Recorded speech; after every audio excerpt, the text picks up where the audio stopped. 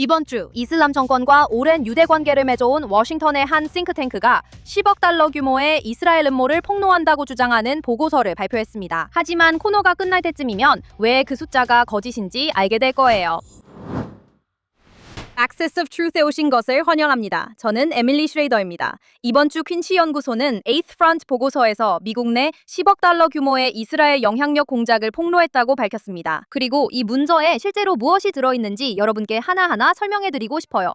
왜냐하면 여러분이 그 증거 혹은 증거의 부재를 직접 보게 되면 그리고 이 작업의 배우가 누구인지 알게 되면 모든 것이 훨씬 더 이해가 될 거예요. 우선 그 숫자 자체부터 시작해볼게요. 10억 달러라는 금액은 결정적인 증거처럼 들리지만 보고서의 각 줄을 살펴보면 실제로 그 돈을 추적할 수 없다고 인정하고 있고 그 수치가 사실일 가능성이 있다고만 언급하고 있어요. 퀸시 연구소는 아직 집행되지도 않은 미래 예산안과 전 세계 수십 개국을 아우르는 공공 외교 프로그램 예산 그리고 실제로 전액 지급되지 않은 최대 계약 한도까지 모두 합쳐서 계산했어요. 그리고는 이 모든 것을 선동적인 보고서 제목에 쓰기 위해 하나의 자극적인 숫자로 합쳐버렸죠.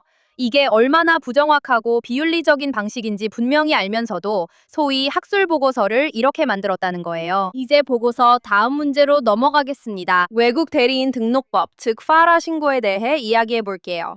파라는 외국 정부가 미국 회사를 합법적인 외교나 로비 활동을 위해 고용할 때마다 미국 국민들이 그 사실을 분명히 알도록 존재해요. 이스라엘과 수십 개의 다른 민주주의 동맹국들의 경우 이런 활동은 문화교류 프로그램, 유료 광고, 종교적 홍보처럼 보입니다. 그리고 기타 합법적 활동입니다. 정치인들에게 뇌물을 주거나 언론의 이야기를 조작하는 것은 포함되지 않습니다. 또한 불법 활동도 아닙니다. 파라는 모든 법치 국가가 따르는 공시법입니다. 그런데도 퀸시는 이스라엘이 공개적으로 제출하고 완전히 합법적으로 적절하게 등록한 모든 계약을 거대한 비밀 영향력 공작망의 증거로 제시합니다. 실제로는 이스라엘 정부와 관련된 모든 활동이 공개적으로 신고된다는 사실이 오히려 그 반대를 증명합니다. 그들은 미국 인플루언서들이 정책을 옹호해 돈을 받는 것처럼 숫자를 조작하지만 그런 증거는 없습니다. 퀸시 연구소 논리라면 이스라엘이 무엇을 등록하지 않으면 그것은 미국 여론을 조작하려는 사악한 시오니스트들의 음모가 될 것입니다. 이스라엘이 법에 따라 정확히 등록한다면 어떻게든 그것도 음모의 증거로 지목됩니다. 이스라엘의 적들 논리에 오신 걸 환영합니다. 이 보고서는 또 아주 기본적인 부분에서 스스로 모순되는 내용을 담고 있습니다. 수십 페이지에 걸쳐 이스라엘의 공공 외교가 미국 여론을 형성해온 강력한 힘이라고 설명하죠. 그런데 같은 보고서는 복수의 여론조사를 인용하면서 복음주의자들과 젊은 공화당원들을 포함해 조사한 모든 집단에서 수년간 이스라엘에 대한 미국의 지지가 감소해왔음을 보여줍니다. 다시 한번 이스라엘과 유대인들은 전능할 만큼 강력하고 남을 조종하지만 동시에 이스라엘은 지고 있고 무능하다는 말이죠. 어떻게 둘 다일 수 있죠? 퀸시 연구소는 사실 여러분이 그 질문을 생각하길 원하지 않아요. 카타르가 미국에서 벌이고 있는 불법적이고 신고되지 않은 영향력 행사, 특히 그에 대한 100페이지 분량의 보고서가 없다는 사실에는 전혀 신경 쓰지 마세요. 절대요. 이슬람 공화국의 대변인인 트리타 파르시가 워싱턴에서 설립한 퀸시 연구소는 카타르가 알자지라를 어떻게 이용하는지에 대해서는 예를 들어 아무 말도 하지 않습니다. 이슬람 테러리즘을 홍보하기 위해 지구상에서 가장 많이 시청되는 국영방송 중 하나입니다. 그들은 또한 이란의 이슬람 정권이 여러 언어로 미디어와 소셜미디어 모두에서 벌이고 있는 전복 활동에 대해서도 의도적으로 침묵하고 있습니다. 하지만 이 보고서가 저지르는 가장 심각한 일 중 하나는 에이파크과 같은 미국 단체들을 명목상 독립적이라고 부르는 것인데 이는 명백히 거짓이며 이중 충성심이라는 고정관념을 또 한 번 암시하는 것입니다. 에이팍이 미국 시민들에게만 자금 지원을 받고 이스라엘 정부로부터 지시를 받지 않는 것은 사실입니다. 따라서 퀸시가 말하는 것은 모든 미국의 이스라엘 지지가 진정한 것이 아니라고 보는 것인데 앞서 설명했듯 이는 가장 오래된 반유대주의 고정관념 중 하나입니다. 그리고 그게 놀랄 일인가요? 이 보고서의 마지막 중요한 점은 퀸시 연구소를 트리타 파르시가 공동 설립했다는 점입니다. 그녀는 또한 미국 이란계 협의회도 공동 설립했습니다. 이 단체는 이란 반체제 인사들이 수년 동안 이란 정권의 로비 역할을 한다고 비난해온 조직입니다. 퀸시 연구소는 과거에도 거짓말을 했고 친이스라엘 목소리가 이스라엘을 홍보하며 7,000달러를 받는다는 허위 사실을 퍼뜨리려 했습니다. 그게 그들의 거짓 주장입니다. 그들은 그 이야기를 지어냈습니다. 그리고 국방 속 특권법도 미국 군대와 이스라엘을 합병하려고 했습니다. 그들은 항상 이스라엘과 관련된 거창하고 잘못된 음모론을 퍼뜨리는 습관이 있습니다. 이 모든 것은 이슬람 정권과 연관이 있는 사람이 만든 단체에서 나온 것입니다. 이제 당신이 말해보세요. 이 주장에 대해 실제로 어떤 일이 벌어지고 있다고 보시나요? 그리고 그 정권이 실제로 무엇을 하고 있는지에 대해 말하자면 이번 주에 테헤란이 영국 땅에서 자신들이 하고 있다고 인정한 것에 대해 이야기해봅시다. 새로운 보도에 따르면 이슬람 공화국이 영불해협을 건너 영국으로 의심되는 비밀 요원들을 보낸 것이 적발되었습니다. 실제로 영국 당국은 이미 이슬람 정권 정보기관과 연계된 요원들이 소형 보트를 타고 들어오는 것을 적발했습니다. 이는 내무부가 드론과 AI 감시탑을 이용해 그들을 잡아낸 덕분입니다. 이것은 객관적으로 무서운 일입니다. 하지만 문제는 이슬람 공화국이 이미 그곳에 살고 있는 이주민들의 이동을 돕고 있다는 점입니다. 예를 들어 프랑스에 그 이주민들이 영국에 들어간 뒤 그 대가로 호의를 베풀게 한다는 것입니다. 다시 말해 테헤란은 단순히 자기 요원들만 이동시키는 것이 아닙니다. 영국 땅을 밟기도 전에 평범한 사람들에 대한 미래의 영향력까지 사들이고 있는 것입니다. 이것이 바로 침투입니다. 이번 주말 더 텔레그래프는 이란 정권 고위 관계자들이 직접 말했다고 보도했습니다. 중동과 영불해협 사이 일부 인신매매 경로는 이란 혁명수비대 IRGC가 사실상 완전히 소유하고 있다고 합니다. 특히 이란 혁명수비대 700 부대가 직접 소유하고 있다고 합니다. 이 부대는 이란 혁명수비대 쿠두스군의 물류부서로 하마스와 헤즈볼라의 무기와 자금을 지원한 것으로 알려진 바로 그 부대입니다. 그리고 예멘의 후티 반군에도 지원을 하고 있습니다. 즉 중동 전역의 테러단체에 무기를 공급하는 그 인프라가 이제는 사람들을 런던으로 이동시키고 있다는 뜻입니다. 그리고 그들이 선으로 그렇게 하는 것은 아닙니다. 이란 관리가 텔레그래프와 인터뷰에서 테헤란이 이미 런던에 인력을 배치했고 지시만 기다리고 있다고 밝혔습니다. 그는 미사일 없이도 런던을 위협할 수 있다고 자랑했습니다. 하지만 지금 무슨 일이 벌어지고 있는지 생각해보세요. 왜 그 정권이 이제서야 인정했을까요? 지금 세상에서 일어나는 일을 보세요. 이 이야기가 터지기 며칠 전 미국의 B-1 폭격기들 이 RAF 페어포드에서 출격해 새 총리 앤디 버넴 집권 후 처음으로 이란 목표물을 타격했습니다. 그리고 그 정권은 그 기지를 직접 공격하겠다고 맹세하며 대응했습니다. 이것은 영국 국민을 위협하기 위해 인정된 것이었고 그들은 허세를 부리는 것도 아닙니다. 불행하게도 이슬람 공화국은 이런 위협이 서방이 물러나야 한다는 의미라고 생각합니다. 하지만 정권이 실제로 보여주는 것은 그들이 유럽과 미국의 모든 시민들에게 위협이 된다는 것입니다. 이란 이슬람 정권을 완전히 패배시키는 것만이 유일한 선택지입니다. 그리고 그 완전한 패배를 위한 싸움은 테헤란이나 런던에서만 벌어질 수는 없습니다. 정권이 조용히 제3의 전선을 구축해왔기 때문입니다. 사실 지금은 6번째나 7번째 전선일지도 모릅니다. 하지만 대부분의 미국인들이 거의 생각하지 않는 먼 나라에 또 다른 전선을 구축하고 있습니다. 최근에 저는 이슬람 공화국이 수단의 내전을 어떻게 그들의 최신 대리전으로 바꿨는지 보여주는 새로운 증거를 입수했습니다. 그리고 그들은 20세기 후반 가장 집단학살적인 정권 중 하나와 맺었던 관계를 다시 꺼내어 이를 실행에 옮겼습니다. 1990년대로 거슬러 올라가면 그 정권은 이미 오마르 알바시르의 이슬람 정부를 훈련시키기 위해 최대 2,000명의 고문단을 파견했습니다. 이들은 나중에 잔자위드에 중추가 된 동일한 민병대 조직인 인민방위군을 훈련시켰습니다. 다르푸르에서 집단 학살을 저지른 세력입니다. 그래서 이슬람 공화국이 수단에서 맺은 첫 번째 주요 동맹은 아프리카에서 최악의 대량 학살 중 하나를 저지른 사람들과의 것이었습니다. 2023년 10월로 넘어가면 수단 내전이 발발한 지 몇 달 만에 이 정권은 다시 한번 하르툼의 군부와 연계된 당국과 외교 관계를 복원했습니다.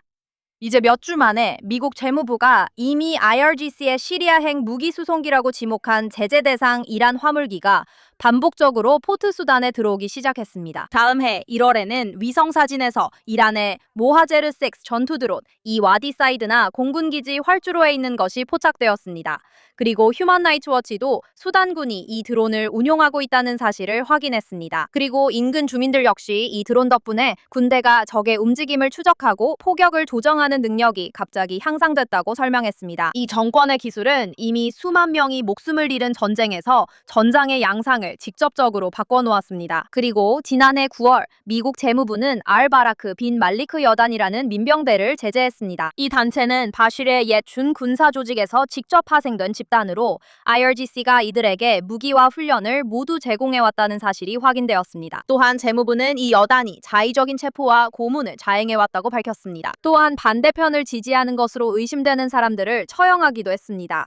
즉 단순히 드론 판매에 그치지 않습니다. 실제로 이 정권은 다르푸르에서 집단 학살을 저질렀던 사람들과 같은 혈통의 이념적 이슬람 죽음의 분대를 재건하고 있는 것입니다. 다시 처음으로 돌아가 보자면 몇 주 전에 이 프로그램에서 미국 연방 검사들이 이란 국적자를 모하제르 6 드론 추가 구매를 위한 7천만 달러 규모의 거래를 중개한 혐의로 기소했다는 이야기를 했었죠. 그리고 5만 5천 개의 폭탄 신관과 수백만 발의 탄약도 포함되어 있었습니다. 이 모든 것이 수단군을 위한 것이었고 이란 이슬람공화국 국방부와 IRGC를 통해 전달되었습니다. 하지만 이 모든 것 중에서 가장 소름 끼치는 부분은 2024년 3월 월스트리트 저널이 보도한 내용입니다. 이 정권은 수단의 홍해 연안에 영구적인 해군 기지를 확보하려고 시도했는데 만약 성공했다면 테헤란이 수에즈 운하와 이스라엘로 향하는 모든 선박을 감시할 수 있는 거점이 되었을 것입니다. 수단은 거절했지만 그 의미를 한번 생각해 보세요. 이 정권은 단순히 내전을 이기려는 것이 아닙니다. 이 정권은 홍해 서안에 깃발을 꽂아서 완전히 새로운 방향에서 이스라엘과 서방의 선박을 차단하려고 하는 것입니다. 하지만 모든 게 암울하진 않습니다. 지난달 수단 군 소식통은 워싱턴과 리야드와의 관계 개선을 위해 군이 이란산 무기 추가 구매를 자제하고 있다고 주장했습니다. 하지만 그게 사실이라고 해도 이미 일어난 일은 위험이 완전히 사라지는 것이 아닙니다. 현실은 드론이 이미 수단의 무기고에 있다는 것입니다. 조종사들도 이미 훈련을 마쳤고 그리고 이슬람주의 민병대도 이미 무장한 것이 분명합니다. 이것은 그 정권이 레바논과 예멘에서 사용했던 것과 똑같은 방식입니다. 무너진 국가를 찾아서 무기를 받을 만큼 절박한 사람들에게 무기를 주고 총성이 멎은 뒤에도 오랫동안 자신들의 자리를 확보하는 거죠. 이제 분위기를 바꿔 좋은 것, 나쁜 것, 끔찍한 것 코너로 가겠습니다. 이번에는 수단이나 런던보다 가까운 곳에서 일어난 일로 시작하겠습니다. 뉴욕시에서요. 이번 주 나쁜 소식은 뉴욕시장 조란 맘다니의 위선과 대응에 관한 이야기입니다. 한 남성이 알라후 아크바르를 외치며 어퍼 웨스트사이드 유대교 회당 근처에서 두 남성을 칼로 찔렀습니다. 그중 한 명은 티샤 베아브, 기도하러 가던 유대인이었습니다. 자, 이제 이 공격은 맥락 없이 벌어진 일이 아니었습니다. 이 사건은 맘다니가 네타냐후를 전범이라고 부르고 그가 이 도시에 환영받지 못한다고 말하는 영상을 올린 지 며칠 만에 일어났습니다. 유대인 뉴욕 시민들이 아직도 그 영상, 즉 피해 비방으로 가득 찬 영상을 곱씹고 있는 동안 맘다니는 흉기 난동 사건 이후 처음 몇 시간을 자신의 주택세 계획에 대해 게시하는 데 썼고 이후 자신이 과거에 선동했던 바로 그 행동을 비난하는 척 했습니다. 시장님은 인티파다의 세계화가 실제로 무슨 의미라고 생각하셨나요? 이스라엘 외에서 가장 큰 유대인 공동체는 그들의 안전을 자기의 미친 공산주의 정책 의제의 뒷전으로 미루지 않는 시장을 가질 자격이 있습니다. 하지만 맘다니 씨가 자신의 도시 흉기 난동에 침묵하는 동안 도시 반대편에서는 다른 누군가가 이런 증오를 처음부터 불러일으키는 정권을 적극적으로 옹호하고 있었습니다. 이번 주에 추락한 이야기는 악명 높은 친푸틴 반미 선전가 맥스 블루멘탈입니다. 이번 주 맥시는 워싱턴의 버스보이즈 앤 포르츠에 나타나 이슬람 공화국의 주장을 퍼뜨렸습니다.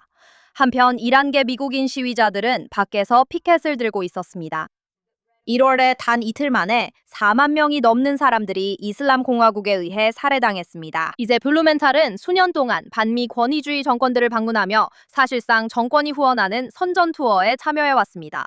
최근에는 이란의 이슬람 정권을 방문해 하메네이의 장례식에서 애도를 표하기도 했습니다. 그는 또한 이란에서의 유대인 삶에 관한 선전 영화를 공개했는데 한 이란 유대인은 이를 국가가 승인한 선전이라고 표현했습니다. 정부 감시관이 모든 말을 승인하지 않으면 카메라 앞에서 자유롭게 말할 수 없는 취약한 소수 집단을 이용해 만들어진 것입니다. 하지만 맥스는 그런 것에 신경 쓰지 않는 것 같네요. 정말 진정한 언론인이군요. 이 사람은 자신을 언론인이라고 부르면서 수만 명의 자국민을 거리에서 학살한 독재자를 애도하기 위해 테헤란으로 날아간 사람입니다. 그리고 그는 미국으로 돌아와 같은 정권의 서사를 서구 청중에게 그럴듯하게 포장해주는 미국 행사장에 나가 실상을 누구보다 잘 아는 이란 시위자들을 공격합니다. 정말요? 가족이요? 이 정권 때문에 가족을 잃은 사람들이에요?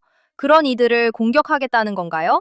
이들은 맥스, 당신의 정체를 정확히 알고 있고 이제 전 세계도 알게 됐겠죠? 그리고 이제 꽤 어두운 두 가지 이야기를 했으니 이번 주에 저에게 약간의 희망을 주는 이야기로 마무리해볼게요. 이번 주의 좋은 소식은 바로 로라 루머에 관한 이야기인데요. 그녀는 우크라이나로 직접 가서 적어도 대중의 시선에서는 대부분의 사람들이 하지 않는 일을 했어요. 대중의 시선에 놓인 사람들 대부분이 하기를 매우 어려워하는 일이었고 그녀는 잘못을 인정했어요. 루머는 수년 동안 젤렌스키와 우크라이나 전쟁에 대해 크렘린의 주장들을 반복해왔어요. 이번 주 그녀는 우크라이나에서 러시아 러시아군에 의해 살해된 민간인들의 집단 매장지를 직접 보았습니다. 그리고 그녀는 수백만 명의 팔로워들에게 자신이 수년 동안 러시아 선전만 되풀이되는 폐쇄적인 정보 환경에 갇혀 있었다는 것을 인정했어요. 그녀는 또한 전쟁포로 교환을 담당하는 우크라이나 관리들과 만났고 그들은 그녀에게 송환된 우크라이나 군인들의 의료 문서 일부를 보여주었어요. 일부는 러시아군에 의해 이마에 나치 문양이 새겨져 있었어요. 그녀는 젤렌스키와 직접 만나 인터뷰도 했어요. 이제 루머는 자신이 얼마나 깊이 빠져들었는지 사람들이 직접 볼 수 있도록 예전 게시글을 삭제하지 않겠다고까지 말했어요. 이 부분이 바로 미국인들이 이해해야 할 점입니다. 이는 의도적으로 지금도 진행 중인 외국의 전복 공작입니다. 이 방식은 설계대로 정확히 작동했고 과거에도 미국 우파에서 영향력이 큰 인물인 로라에게도 영향을 줬어요. 그들은 여전히 다양한 방법으로 이런 일을 하고 있습니다. 틀렸음을 인정한 로라 루머에게 진심으로 존경을 표합니다. 책임을 지고 이전 행동을 바로잡기 위해 구체적인 조치를 취한 것에 대해요. 이번 주 쇼는 여기까지입니다. 하지만 가시기 전에 이번 주 후반에 여러분이 절대 놓치고 싶지 않을 이란에 관한 복점 인터뷰가 준비되어 있습니다. 바로 Institute for Biases of Liberty의 회장인 비잔 키아님과의 인터뷰인데요. 그는 현재 이란 내부에서 무슨 일이 일어나고 있는지에 대해 저희와 함께 이야기할 예정입니다. 군대와 혁명수비대 IHGC 간 긴장, 서방 언론에서 잘 다루지 않는 여러 이야기들도 나눌 예정입니다. 그러니 꼭 JNS를 구독하시고 계속 지켜봐 주세요. 그리고 그동안 JNS Access of Truth 시청 감사합니다.